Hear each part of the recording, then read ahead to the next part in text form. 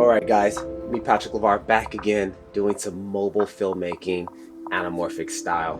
It's been a long time since I've been out. I'm fully vaccinated now and I'm actually feeling nice and healthy to go out and start getting back into filming. In this video I just kept it basic. I'm a little bit rusty. Actually, I'm a lot rusty. So I was just practicing just getting some static shots. Very little bit of movement. My shutter speed was very high because I didn't have an ND filter, so I didn't want to move around too much. So you'll notice that you won't notice that the shutter speed was so high. So I just basically was just practicing some composition, framing up some shots, and again, slow movement, nothing too crazy. And you know, it felt good to be back out and practicing again. I'm not comfortable because I haven't been doing it as much as I used to. So I'm just starting basic again, working on basic compositions, playing with shadows, playing with light, and it feels good to be back out and filming again, guys. So if you guys have been following along and you notice I haven't been posting a lot, I've been heavily focused on making an online course about mobile photography.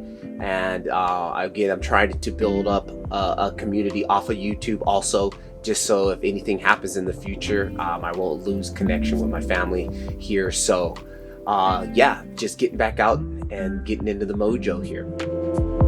Another thing that was fun about this whole setup was, again, I had the Pro Mist filter on here using MC Pro, and MC Pro has had a lot more updates. You can do HDMI out, which I'm actually doing right now. I've got it connected to my monitor here so I can see my framing. Super cool. Also today I'm testing out the DaVinci Resolve wide gamut with the DaVinci Resolve log profile, because also I've learned in DaVinci Resolve that they have a new color management system, the DaVinci Resolve color management system, and I've switched over to that. So I'm playing with that, trying to see what kind of looks and how far I can push the grade on it. And right now, hopefully you guys see the final product, and I hope it looks good. So I'm just gonna be getting out, trying to do some more basic filming. I'm just so rusty. I never felt comfortable getting into these shots because I haven't been doing it. I was getting a little bit nervous too, like, oh, people were watching me, and like I never used to get like that because I used to film all the time, every single day. So now it's like I gotta knock off the dust and just get back to it. So definitely hit the like button, subscribe if you guys are new here. And it's kind of like a reset for the whole channel. I'm just getting back into the thing. Like I said, fully vaccinated now, and I don't feel so scared to venture out of my normal bubble, right? And starting to get back into the city. And the city is starting to open up. Restaurants are almost fully open, which is still kind of a little so-so for me. I'm not big on going into restaurants right now, but I'm venturing back. I'm getting outside of my bubble, and I'm gonna start to do a lot more filmmaking. So down below. Actually, matter of fact, before we end up this here, I'm going to jump into DaVinci Resolve with one of these clips and then show you the grading process that I'm doing on the DaVinci Resolve profile and gamut, and show you basically how I'm putting this color together. So if you don't want to stick around for that, smash that like button. Down below I have the email crew. Hit the email crew. And the music was from Audio, which is another copyright free music source that I'm checking out. I have a code down there too if you guys want to get a couple of bucks off. Take a look at that. Normally I'm heavily on the artlist, but I've been trying out some of the music from Audio, and I'm actually liking some of the cinematic stuff that they have here. So the track that I use now in this video was from Audio, so definitely take a look at that below. And if not, I'll catch you in the next one. Those who want to watch the grade, let's head on to DaVinci Resolve. All right, guys, so we're inside DaVinci Resolve here. The monitor's about to fall down. But what I'm going to do is quickly here, I'm going to just grab a clip that I'm going to want to work on here. We're going to do this umbrella clip. This was actually, you know what? Actually, we probably should do this one. It has a little bit more color in it, right? And let me go to the shot before that, which was here. So I'll park it right there. Now, the first thing you need to do if you are going to try to do this, you need to switch your color management system. You go to DaVinci Resolve Settings, Color Management, and then here it says DaVinci YRGB Color Manage. That's their one. This is before it's normally set to YRGB. So you set it to color management, and then boom, it's basically going to automatic color. It's going to select the color gamut that I'm in, and it's basically SDR because this is not true log footage, so it knows that, right? So it basically just translates it like that.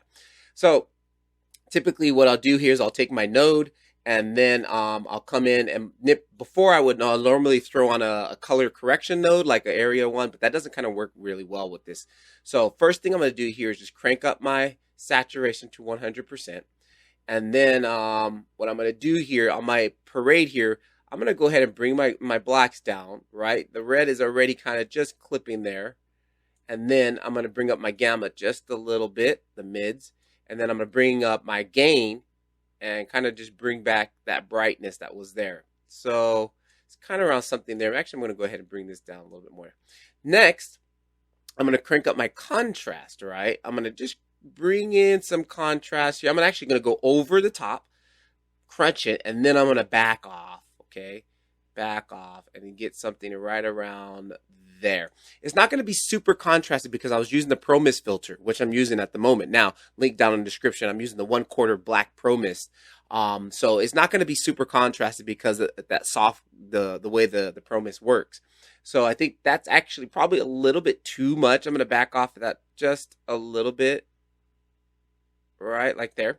And now what I'm going to do is I'm going to correct my white balance. So here is some white in the sign here. Let's see how the auto correction works. Sometimes it's good, sometimes it's not. Okay, it did okay here. It's a little bit heavy on the red side. This building is kind of to me looking just a little bit too red. So what I'm going to do here on the orange, I'm just going to creep in a little bit of blue, right? And the magenta, I'm going to pull that towards the green side just a little bit. So we kind of got that looking about what I saw in real life, okay? So that's pretty much it, like as far as getting it. And you know, again, trying to, when you're doing these, you want to try to get it best in camera as possible as far as exposure, so you don't have to really do too much.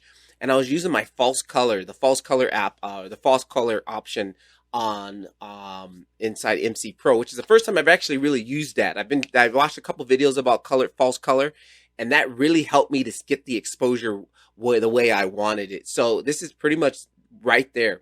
Now, the only thing, if I do add a look to this, which I'm not sure I'm going to do yet, I'll press Alt S, add a new node in. And then, like, if I wanted to get a stylized look, if I wanted to go for that filmic, you guys seen in my other video, you can take a look here on one of these pop-ups, my Dehancer plugin that I love using. This thing is just fantastic as far as getting the film look. And right off the back, you see it drops it on. It just, what is it set to right now? It's set to Kodak Vision 3 250D, which is the Kodak film stock that they use for daylight filming, using on film. One of my favorites to go to is, where is it? CineStill. I love using the CineStill 50D. So you can see that it's already bringing in that filmic look right there. So what I would do from here is I basically would take my color density and just crank that up to full. Add in a little bit more contrast, just a little bit. You can't crunch because we can't go too deep, right? And then if anything, I would add the grain. The grain is already in. I typically cut this in half to 10 because it's a little heavy. And then halation, I will bring in my halation. If there's any halation in this shot, let's see if we can find any. Really not too much halation going on in this shot here, but that's okay. And then I won't use blue because I had the Pro Mist filter on there. And then I will turn on vignetting, right? Boom. And that's pretty much looking like the shot, right? Let me go ahead and close these other clips so we can get this kind of full screen here and turn off the effects. And I think there we go.